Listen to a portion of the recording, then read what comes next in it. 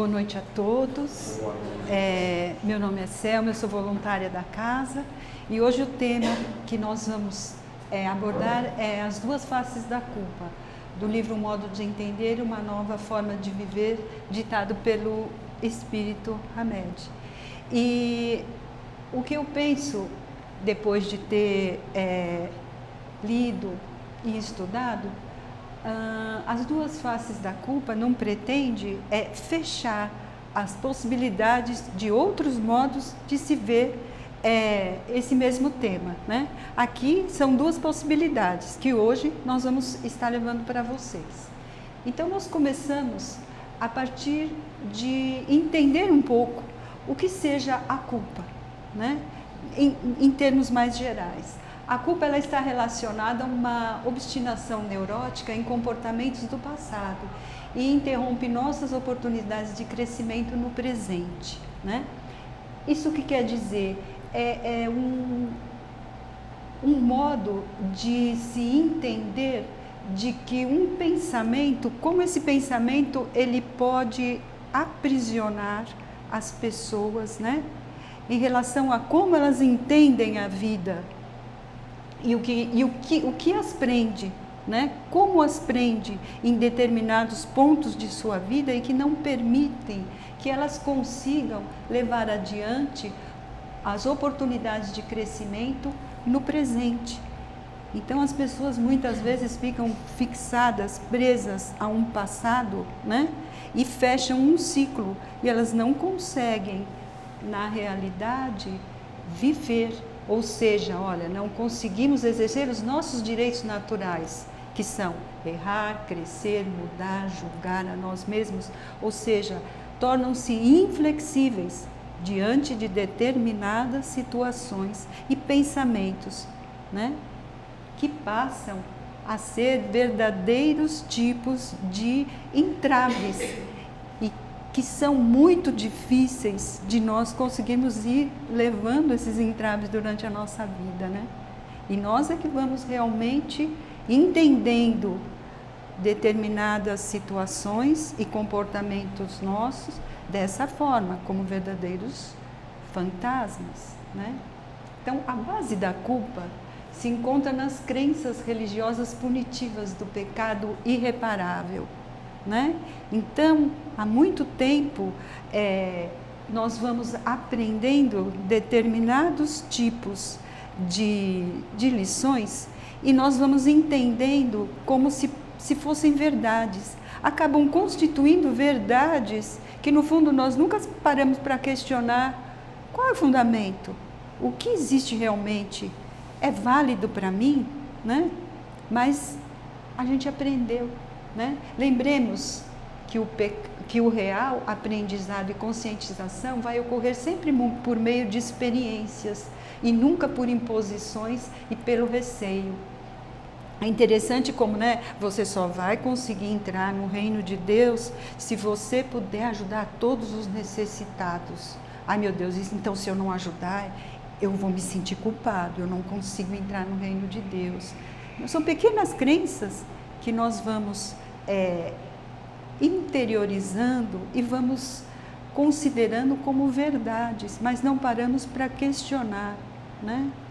Que passa, às vezes, dentro de uma mesma família, desde criança, sempre uma criança viu pai, mãe cuidar de alguém mais idoso, então passa a cuidar, passa a entender que deve cuidar, né? Se fecha naquele ciclo de cuidar do outro. E se não cuidar, se julga culpado porque não está cuidando. Então, são movimentos, são dinâmicas que vão acontecendo e que, de alguma forma, por nós estarmos ou sermos de determinado modo, nós nos permitimos a entender esses tipos de movimento como verdades e que a gente passa a ter aquele julgador interno que diz isso é certo, isso é errado. E se você não fizer o certo, está fazendo errado, então você não merece. Então, me digo culpado, né? Outro fator importante está relacionado ao perfeccionismo, né? O perfeccionismo é um modo de ser que ele se expressa através de que só existe o perfeito, né? O outro lado de você errar, ele condena. Então você deve sempre acertar. Você deve estar sempre mais próximo do que é bem feito, mais perfeito. Ele prevalece um nível de perfeição que é cobrado num rigor muito extremo, né? Então, quando a pessoa não cumpre com aquele modo rigoroso de ser, ele se julga também culpado. Ele se culpa por não ter alcançado aquele nível, né? Então, é um aprisionamento de qualquer forma, né? Tanto viver pensando pela imposição e pelo receio, pelo cumprimento ou não de determinados padrões, né? Tanto quanto essa exigência interna de querer fazer as coisas na sua maneira mais perfeita de ser. E que se não as cumpre, leva a se sentir culpado por não estar fazendo o seu melhor, né? Agora, se a gente for mais profundamente, sair do estofo, sair da estrutura, sair da base e for mergulhar na raiz da culpa, ela remonta ao nosso orgulho. Quem diria, né, que nós somos extremamente orgulhosos, né? Ainda, né? Mas é o momento de refletir. Então, e ainda fala sobre as expectativas que nós criamos de um modelo de como nós deveríamos ser, padrões, né? E nos comportar diante das situações, né? Todas as atividades do orgulhoso convergem para uma exaltação de si. No íntimo é isso que o orgulhoso quer. Quer ser exaltado. E ele é incapaz de distinguir então entre a realidade do que nós realmente somos e o eu idealizado que ele fantasia ser, né? A gente precisa prestar muita atenção para esses princípios de realidade que muitas vezes nós deixamos para lá, né? E entender essa raiz profunda que vai justamente tratar e mexer no íntimo, que é o orgulho. Alguns de nós querem ser responsáveis pela felicidade dos outros, a fim de salvar as almas desses nossos entes queridos. É a famosa figura do super-herói. Ah, você tem algum problema? Venha, converse, vamos ver o que eu posso fazer por você, eu vou te ajudar, né? Às vezes, naquela famosa boa intenção, quantas oportunidades a pessoa que você quer e precisa ajudar, né? Quantas oportunidades, né, estão sendo deixadas de lado, onde ela mesma podia estar crescendo pelo próprio esforço, né? Mas você precisa dessa pessoa para mostrar que você veste a sua capa de super-herói e vai lá, né? E se as coisas não saem de acordo como você realmente pretende que elas saiam, ainda você vai ficar indignado, né? Porque não tem o tal do perfeccionismo da parte que deveria acontecer de uma maneira como você entende o que é o certo, o extremamente certo. A culpa também pode se manifestar como uma prepotência daquele que ele sempre crê, deveria ter feito melhor, poderia ter previsto anteriormente, podia fazer assim, blá, blá, blá, blá, blá, blá, blá, blá, blá, mas que na hora mesmo, no frigir dos ovos, não acontece nada. Porque, na verdade, o conteúdo, o embasamento, o verdadeiro aprendizado para poder estar efetivamente fazendo algo, não existe, né? Porque ainda essa consistência de evolução, ela está muito limitada, né? E atravancada nesse orgulho.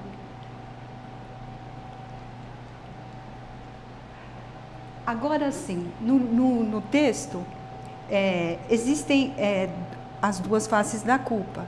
Para poder explicar, e o exemplo sempre é algo que esclarece muito, Hamed, ele fala sobre a culpa e o arrependimento, que é uma das faces da culpa, né?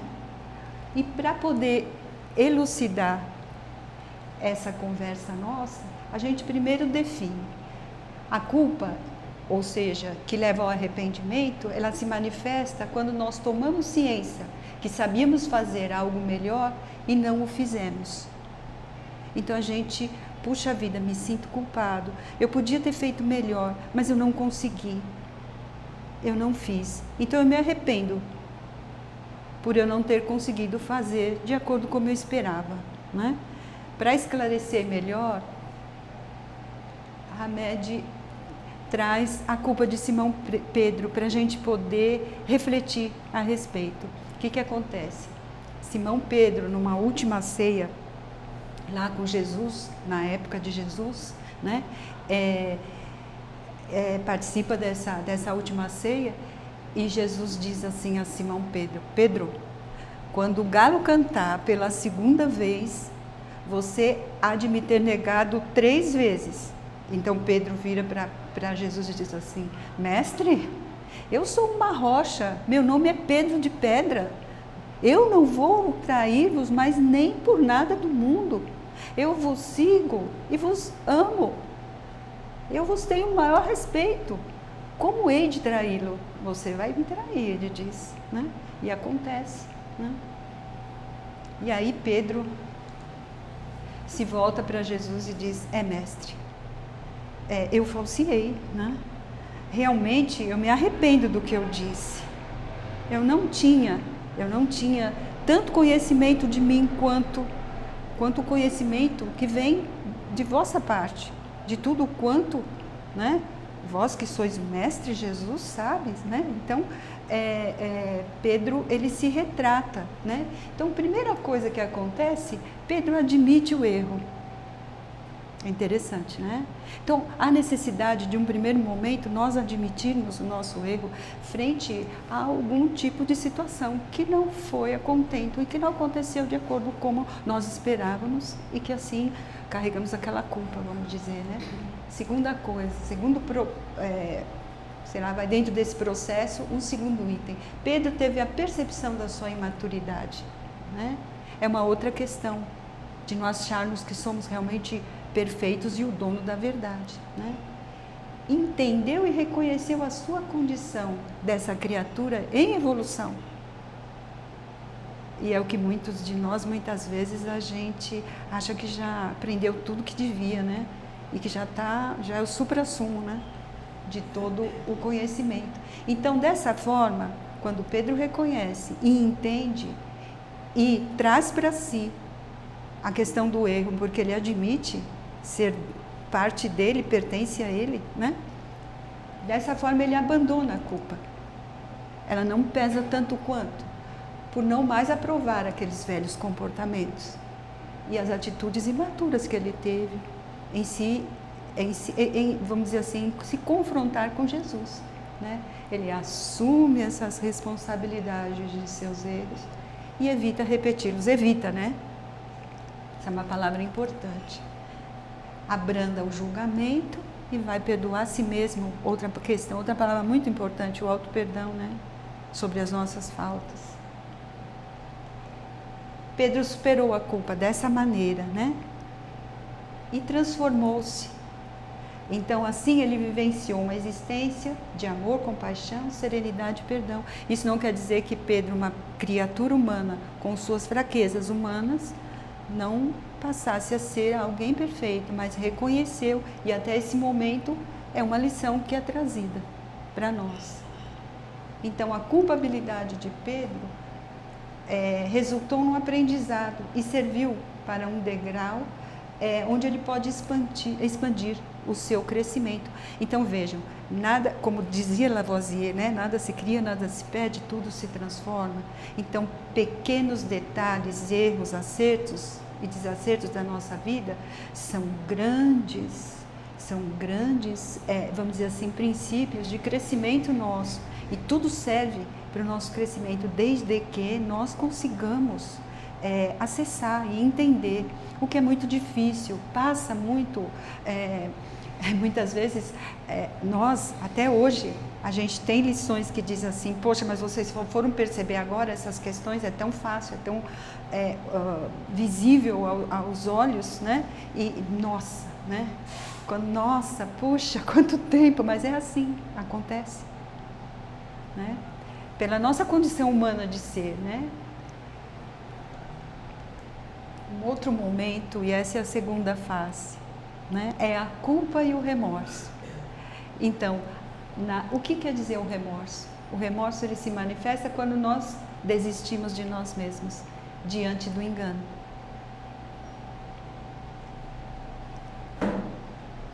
E Hamed traz a culpa do Judas Iscariotes. Então ele diz assim que Judas era um dos seguidores de Jesus, só para relembrar a historinha, né? Judas era um dos seguidores de Jesus. E num dado momento ele traz Jesus, né? Ele se vende por um saquinho de moedas de prata, de 30 dinheiros de prata, ele se vende, né? Se vende, né? Então ele fica ao longe, o Sinédrio era o lugar onde eles julgavam, né? Os criminosos. E os juízes lá julgando Jesus e e Judas observando ao longe. E ele reconhece, né, que Jesus era inocente. Há um pretenso arrependimento, né? Mas ele se remói com aquela culpa dele. E ele vai aos juízes e diz: eu pequei. O sangue que vai ser derramado é de um inocente. E os juízes viram e dizem assim: e nós com isso? Vai-te daqui, homem. Então Judas vai, mas ele não consegue dar conta daquele remorso que está corroendo Judas por dentro no seu mundo íntimo. E assim, a média aqui diz que Judas, ele se enforca, né? Então o que acontece? Ele se autocastiga pelo fato de não ser perfeito. Ele exige a perfeição e vê como ele não correspondeu. Então ele se desatina, acaba causando sua própria ruína física e emocional, né? Abandona-se então no mar de lamentação e pesar. Então é uma forma negativa, ele está dentro de uma sombra muito grande. Ele se autodestrói com esse tormento da traição, passa a corroer a alma dele, né? Além de ter acreditado em promessas dissimuladas, isso proveniente de uma insegurança de Judas, né? Não conseguiu se perdoar e nem reparar o seu próprio erro. E não conseguiu nem se retratar em relação à coletividade. Ele podia ter transformado aquele momento em algum outro tipo de momento, né? De ele poder estar se retratando. Ou seja, ele nem se redimiu do grande equívoco, ele podia ter tido um outro lance, um outro tipo de pensamento, de divulgação da mensagem cristã, e etc, etc, no sentido de se renovar, de se ressignificar, né? Mas não é o que ocorre. Então, aí está, a culpabilidade de Judas derramou-se em um remorso doentio e numa autocondenação. Hamed sempre, depois de algum texto no final, ele convida à reflexão, a trazer sempre o ensinamento para nós mesmos, né? Então esse é o momento, né? E nós, como nós podemos minimizar a presença da culpa na nossa vida? E ele nos ensina, quando aceitarmos que uma vida perfeita é impossível. Todos somos imperfeitos. Todos nós temos o erro e o acerto, né? E entre o erro e o acerto, nós temos uma possibilidade infinita de ser, né? Quando nós aprendermos que há limites em nosso grau evolutivo, a gente precisa aprender a se respeitar e entender que todos nós temos nossos limites. Quando não dá para fazer, é reconhecer que não dá para fazer. Quando todos nós nos conscientizarmos que nós não temos todas as respostas para o que acontece. Pode ser que não é o momento, não é agora. Então, né? Quando aceitarmos que somos passíveis de falhas e de enganos, quando abandonarmos o complexo de onipotência, eu posso tudo, eu vou e faço tudo. Eu estou aprendendo também, viu? Eu estou falando, mas eu estou aqui, ó. Tudo o que nos acontece é parte importante do nosso aprendizado e constitui um fator muito importante para a nossa transformação. Por quê? Por isso nós não devemos nunca pegar e jogar os erros, os desacertos, as nossas partes que nós não queremos ver para baixo do tapete. Devemos sim observá-las e dizer o que ela está querendo me ensinar, o que é esse erro, esse desacerto que está aqui comigo, que está me incomodando, quer dizer para mim. Porque ele vai nos ensinar, ele vai nos trazer alguma informação para a gente poder nos entendermos melhor. Erros e desacertos. A gente um dia não vai acertar no alvo, outro até que vai, né? Mas, e em se tratando de culpa, entender cada qual, nesse momento, que possa fazer uma reflexão, porque a falta é sempre proporcional a cada consciência. É um outro respeito, cada um de nós aqui. Tem a sua consciência, tem o seu modo de viver, né? E o seu modo de entender, como é o tema até do livro, como o livro traz, né? Então, é importante esse respeito, em primeiro lugar, o autorrespeito, o limite, né? E como nós trabalhamos com a culpa, né? Se a gente trabalha com a culpa naquele sentido de fazer com que ela vire um ciclo vicioso, ou se a gente consegue entender que ela está trazendo alguma mensagem. Vamos lá, vamos ver o que eu preciso aprender agora. E ser mais flexível, no sentido de nos darmos mais uma chance para a gente conseguir, de novo, errar, acertar, porque é assim. Errar, acertar, construir, destruir, fazer, refazer. Se não entendeu e errou, vamos recomeçar. Um caminho de aprendizado, né? Assim, cada culpa, cada pessoa, cada culpa. Né? E aí eu agradeço a vocês. Muito obrigada. E é muito bom estar com vocês aqui. Eu aprendo muito. É muito, muito bom.